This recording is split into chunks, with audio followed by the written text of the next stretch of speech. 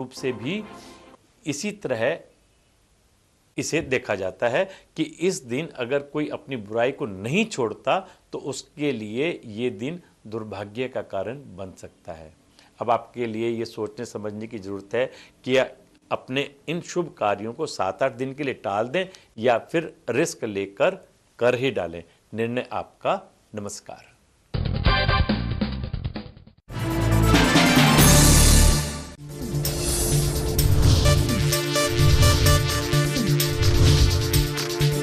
साधना institute के छात्र हर साल नए नए जगहों पर नए नए संस्थानों पर काम करने के लिए जाते हैं, उन्हें प्लेसमेंट मिलता है और साथ ही साथ वो संस्थानों का और साधना इंस्टीट्यूट का नाम भी रोशन करते हैं। तो अगर आप इलेक्ट्रॉनिक मीडिया मास कम्युनिकेशन में अपना करियर बनाना चाहते हैं तो साधना इंस्टीट्यूट आपके लिए एक सबसे बढ़िया विकल्प है।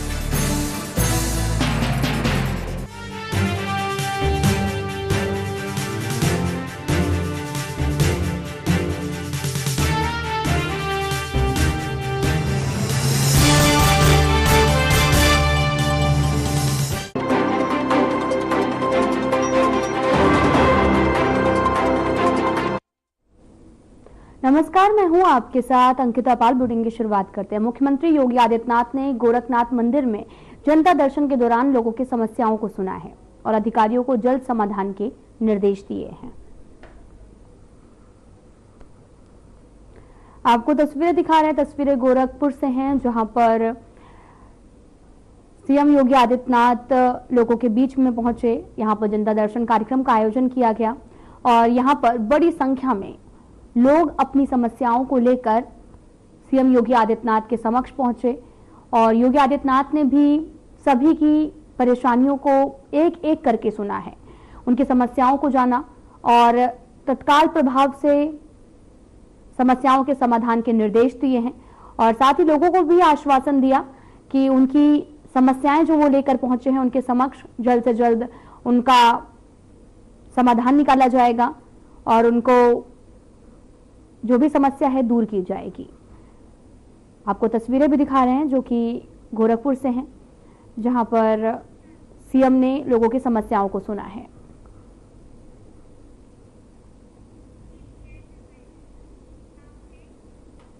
तो वहीं असम दौरे पर पहुंचे केंद्रीय गृह मंत्री अमित शाह ने देरगांव में ललित बरफुकान पुलिस अकादमी का उद्घाटन किया है। 340 एकड़ में फैली लचित बरफुलन पुलिस अकादमी का 2 चरणों में 1024 करोड़ रुपए की अनुमानित लागत से चौड़ीकरण किया जा रहा है। इस दौरान गृह मंत्री अमित शाह ने एक समारोह को संबोधित किया है। सबसे पहले मैं मां कामाख्या को शीश झुकाकर प्रणाम करता हूं। श्रीमंत शंकर देव जी की महान परंपरा को भी शीश झुकाकर प्रणाम कर कर मेरी बात की शुरुआत करना चाहता हूं। मैं असम में आया हूं। आज लसित बरफुकन जी के नाम पर पुलिस एकेडमी का लोकार्पण हो रहा है। दूसरे चरण का भूमि पूजन भी हुआ है। मैं भारत के वीर सपूत और महान योद्धा जिन्होंने मुगलों को उल्टे पैर असम से दिल्ली तक वापिस भेजा था, वो लसित बरफुकन को प्रणाम कर कर मेरी बात की शुरुआत करना चाहता हूं। ये पुलिस एकेडमी जिस तरह से विजुलाइज की गई है, उसका पहला चरण जमीन पर उतारा गया है। दूसरे चरण का मैं पूरा क्रियान्वयन कैसे होगा वो देख कर आया हूं।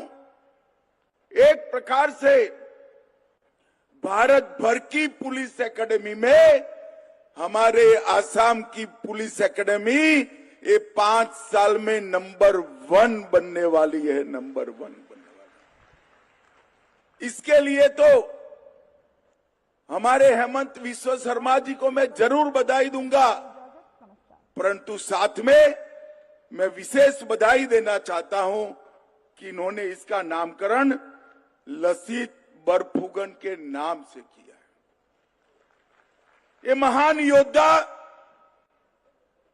जिसने असम को मुगलों के सामने विजय दिलाई और मैं असम सरकार को बहुत बहुत बधाई और अभिनंदन करना चाहता हूं। भाइयों बहनों, मैं 7 साल का था तब मुझे लसित बरफुकन के व्यक्तित्व के बारे में पढ़ाया गया था, मगर जब तक ग्रेजुएशन किया एक भी पुस्तक में लसित बरफुकन कहीं सरकारी कोर्स में नहीं थे। लसित बरफुकन को सिर्फ आसाम तक सीमित किया गया था। आज लसित बरफुकन की जीवनी 23 भाषाओं में अनुवादित होकर देश भर की लाइब्रेरियों में बच्चों के लिए उपलब्ध है। वो बच्चों को प्रेरणा देने का काम कर रहे हैं और देश के 8 राज्यों के इतिहास के पुस्तक में लसित बरफुकन पर एक प्रकरण डालने का काम भी हेमंत विश्व शर्मा के प्रयास से आज हो रहा है। आसाम के इस वीर सपूत को पूरे देश की जनता जाने और उनसे प्रेरणा प्राप्त करे, इसका काम हुआ है। आज ये एकेडमी 167 करोड़ के खर्चे से इसका पहला चरण बना है और जो हेमंत जी ने डिटेल आप लोगों के सामने रखी, इसके हिसाब से तीनों चरण होकर 1050 करोड़ रुपया खर्च होगा, तब ये एकेडमी पूरे भारत की सबसे अच्छी पुलिस एकेडमी बनेगी, इसमें मुझे पूरा विश्वास है। कई प्रकार की आधुनिक सुविधाएं इस एकेडमी के अंदर समाहित की गई। और मित्रों, आज एक बात मेरे जैसा, मैं विद्यार्थी काल से आसाम आया हूं। आसाम में मैंने डंडे भी खाए हैं कांग्रेस सरकार के। साइकिया जी मुख्यमंत्री थे, हम नारा लगाते थे, आसाम की गलियां सुनी है, इंदिरा गांधी खूनी है, और हम पर गुवाहाटी में डंडे लगाए थे। 7 दिन मैंने असम की जेल की रोटी भी खाई है। देश भर के लोग असम को बचाने के लिए यहां आए थे। वहां से लेकर असम ने लंबा आंदोलनों का दौर देखा है। असम की पुलिस अन्य राज्यों में ट्रेनिंग के लिए जाती थी। आज मैं असम सरकार को बधाई देना चाहता हूं। 8 साल में ऐसा परिवर्तन हुआ। ये लसित बरफुकन एकेडमी में 2000 पुलिसकर्मी गोवा और मणिपुर के ट्रेनिंग लिए हैं। हमारा असम शांत हो गया है। असम आगे बढ़ने के लिए तैयार हो गया है।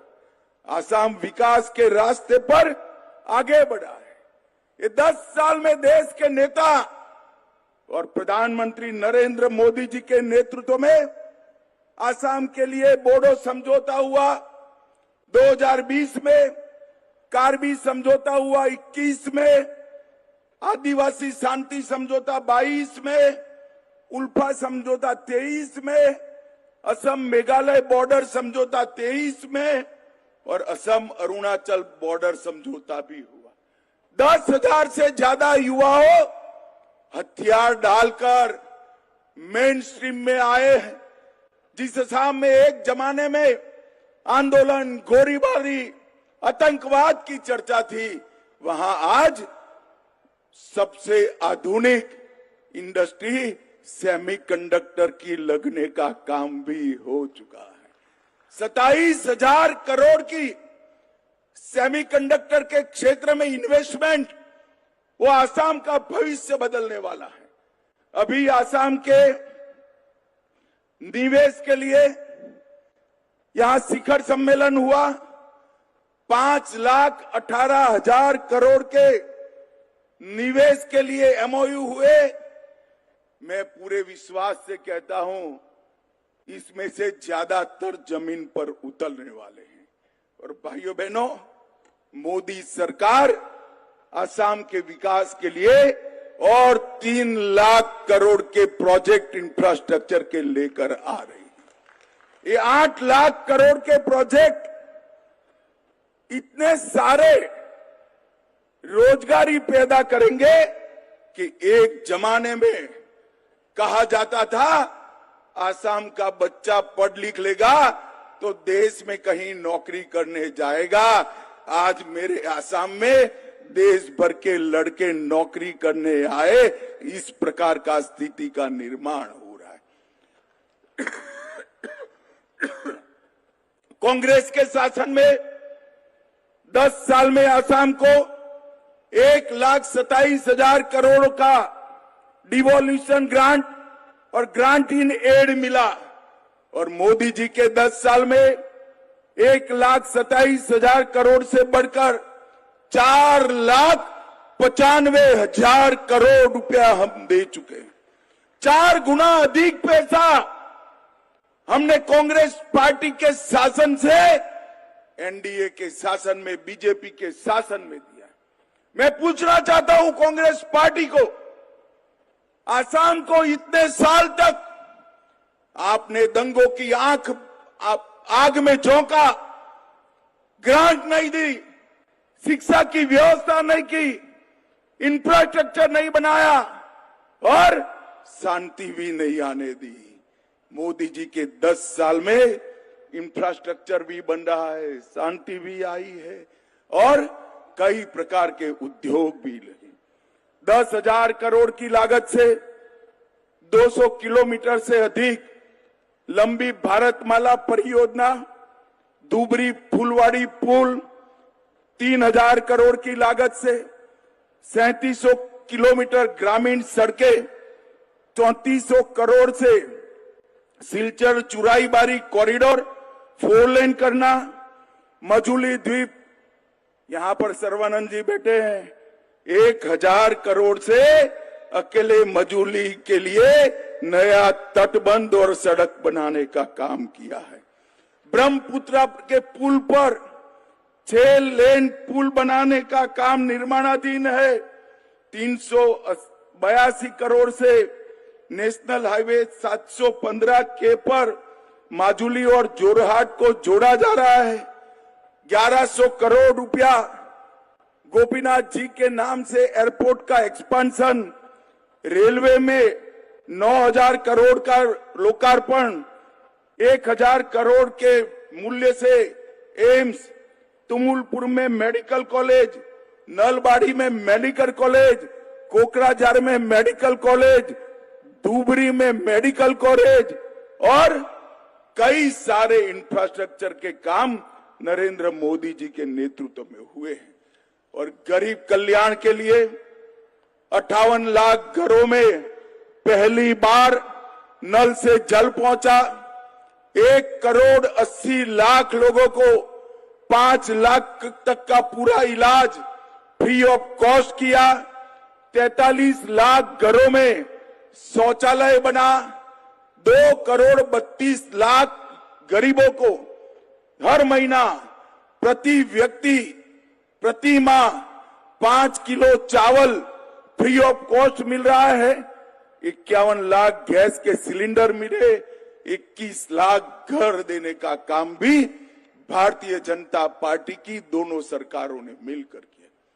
और आसाम की जनता ने भी, मैं राष्ट्रीय अध्यक्ष बनकर आया था, आपने सर्वानंद जी को मुख्यमंत्री बनाया, फिर से चुनाव आया, हेमंत जी को बनाया और दोनों चुनावों में मोदी जी को भारी बहुमत लेकर आपने प्रधानमंत्री बनाने का काम किया है।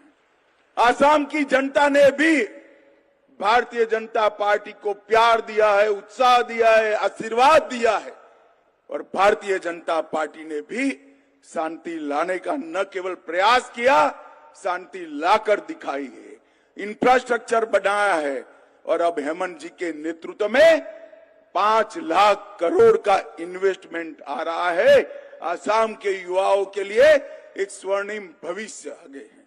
और मैं हेमंत जी को बधाई देना चाहता हूं। जब वो मुख्यमंत्री बने, मिलने आए, मैंने कहा था सिर्फ 5% कन्विक्शन रेशियो है, कैसे आसाम की जनता सुखी रह सकती है। इन्होंने 3 ही साल में इसको 5% पर से 25% बनाया है। मुझे विश्वास है कुछ ही वर्ष में वो नेशनल एवरेज को पार कर जाएंगे। ये बहुत बड़ी उपलब्धि है। पहले कोई एफआईआर लिखाना नहीं चाहता था। पुलिसिंग सिर्फ और सिर्फ टेररिस्टों के सामने लड़ने के लिए होती थी, आज नागरिक के अधिकारों के लिए हो रही है। मोदी जी ने जो 3 कानून लाए हैं, इसके सफल इंप्लीमेंटेशन के लिए होते। आज मैं यहाँ देरगांव में आप सभी को हृदय पूर्वक की बधाई देना चाहता हूं कि आज जो एक बीज बोया है, ये बहुत बड़ा वटवृक्ष बनेगा और न केवल आसाम, पूरे नॉर्थ ईस्ट के पुलिसिंग के लिए एक काशी बनेगा। इसका मुझे पूरा विश्वास है और यहीं से शांति की नई शुरुआत होगी। भाइयों बहनों, मैं भारतीय जनता पार्टी को आप लोगों ने जो समर्थन दिया है, हर चुनाव में जब भी हम झोली लेकर आए, आपने कमल से हमारे झोली को भर दिया है। इसलिए समग्र असम की जनता का मैं आज के मौके पर हृदय पूर्वक धन्यवाद करना चाहता हूं। आप सभी को फिर से एक बार बहुत बहुत बधाई। मेरे साथ एक बार जोर से बोलिएगा, भारत माता की वंदे वंदे वंदे। सीएम योगी आदित्यनाथ महायोगी गुरु श्री गोरखनाथ जी की तपोभूमि गोरखपुर पहुंचे हैं, जहां उन्होंने बंधुत्व, सौहार्द और आनंद के महापर्व होली के शुभ अवसर पर आयोजित भगवान नारसिंह जी के शोभा यात्रा में शामिल हुए और इस मौके पर सीएम योगी ने यात्रा को संबोधित किया। आज होली का पावन पर्व है और ये हमारा सौभाग्य है कि होली का जो संदेश है, परस्पर सद्भाव के साथ आपसी मतभेदों को भुला करके एक समरस भाव के साथ हम इस आयोजन का हिस्सा बने और होलिकोत्सव समिति के इस आयोजन में जब मुझे आप सबके साथ इस आयोजन का हिस्सा बनने का अवसर प्राप्त हुआ है, मैं आप सभी को, पूरे प्रदेश वासियों को होली की पावन पर्व की हृदय से बधाई देता हूं।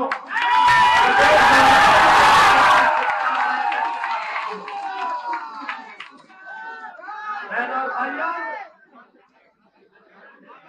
पर्व और त्योहारों की ऐसी परंपरा दुनिया के पास किसी भी अन्य देश में, किसी भी अन्य जाति, मत या मजहब के पास नहीं, जितनी समृद्ध परंपरा सनातन धर्म के पास है। सनातन धर्म की ताकत ही हमारी आस्था है और आस्था की आत्मा है हमारे त्योहारों में। इन पर्व और त्योहारों के माध्यम से ही भारत आगे बढ़ता है। पूरे देश के अंदर उत्तर से दक्षिण तक, पूरब से पश्चिम तक वर्ष भर उत्साह और उमंग के साथ इन उत्सवों के साथ जुड़ने का अवसर भारतवासियों को प्राप्त होता है। और इसीलिए तो भारत की पौराणिक गाथा इस बात को कहती है कि दुर्लभम भारते जन्मा मानुषम तत्र दुर्लभम, यानी भारत में जन्म लेना दुर्लभ है और उसमें भी मनुष्य के रूप में जन्म लेना और मनुष्य के रूप में भी सनातन धर्मावलंबी बनकर के जन्म लेना और भी दुर्लभ है। अभी आपने देखा होगा जो लोग सनातन धर्म को कोसते थे,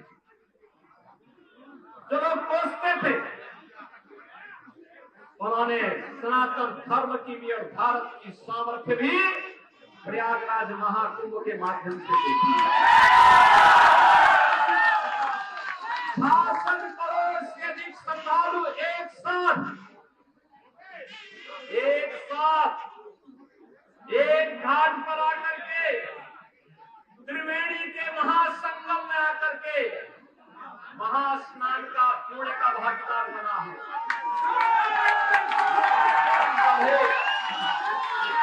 न कोई क्षेत्र का भेद, न कोई भक्त संप्रदाय का भेद,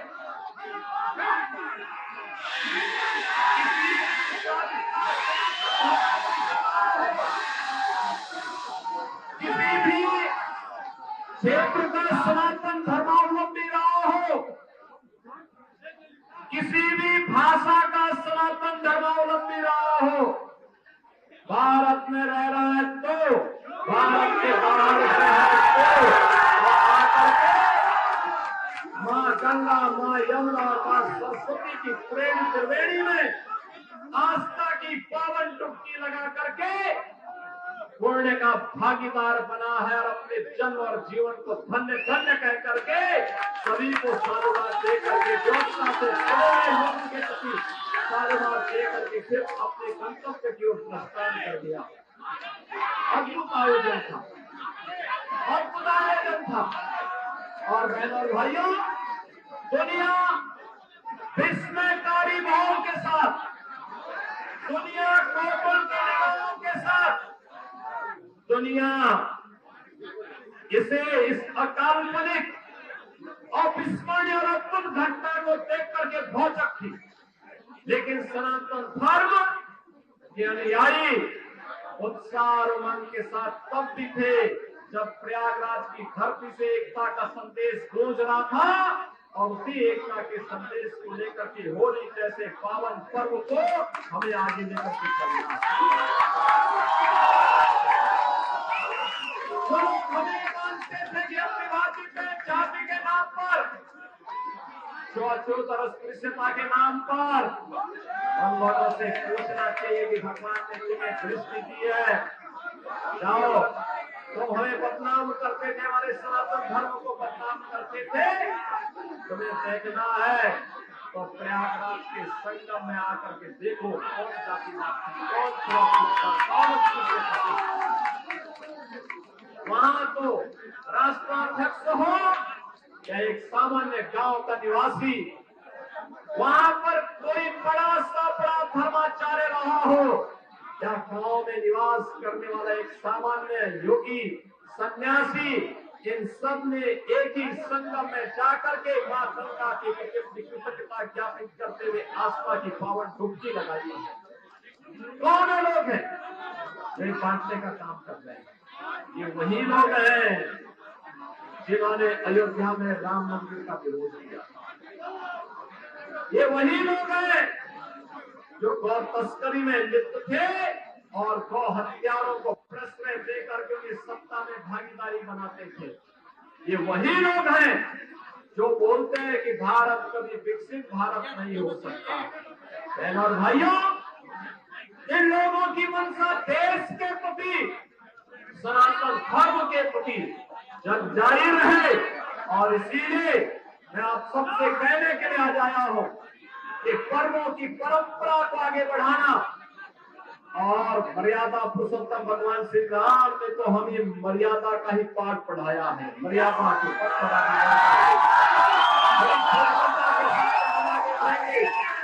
लक्ष्मण रेखा का उल्लंघन स्वयं नहीं करेंगे। प्रयागराज महाकुंभ ने संदेश दे दिया है 66 करोड़ 30 लाख से अधिक श्रद्धालु आते हैं, लेकिन एक भी छेड़छाड़ की घटना नहीं, एक भी लूटपाट की घटना नहीं, एक भी कोई ऐसी घटना नहीं जिसके कारण किसी भी सनातन धर्मावलंबी को सिर नीचे करना पड़े। ऐसा अद्भुत अनुशासन, ऐसा अद्भुत मर्यादा, ऐसी अद्भुत छटा ये प्रयागराज में हम सबको दी है। और आज इस अवसर पर जब होली जैसे इस पावन रंग भरे उत्साह और उमंग की होली के साथ जुड़ने का अवसर आज हमें प्राप्त हो रहा है। लगभग 100 वर्षों की इस परंपरा को एक और दुनिया के सबसे बड़े सांस्कृतिक संगठन राष्ट्रीय स्वयंसेवक संघ की शताब्दी महोत्सव का यह वर्ष है। और दूसरी ओर इस होलिका उत्सव समिति के भी कुछ ही वर्षों में शताब्दी महोत्सव का आयोजन होगा। जिस मर्यादा के साथ, जिस पवित्र भाव के साथ ये कार्यक्रम आगे बढ़े हैं, समाज को जोड़ने का होलिका उत्सव समिति का आयोजन भी उसी समाज को जोड़ने का एक सशक्त माध्यम बने। हम परस्पर गले मिलेंगे, बैर भाव को विस्मृत करेंगे, विद्यार्थियों को श्रद्धांजलि देंगे। समाज ने होली का दहन का कार्यक्रम करके साबित किया है, हजारों वर्षों की परंपरा के साथ जुड़ करके कि अगर हमारा कोई किन्हीं कारणों से कोई अहंकार आ गया, कोई छप्पू का भाव हमारे मन में आ गया, हम उसे श्रद्धांजलि दे करके पूरी तरह उसको भस्म करने का काम करेंगे, जैसे होलिका दहन के कार्यक्रम के माध्यम से किया गया। बहनों और भाइयों, याद रखना सनातन धर्म का एक उद्घोष है और उद्घोष है। फिलहाल बुलेटिन में इतना ही। नमस्कार।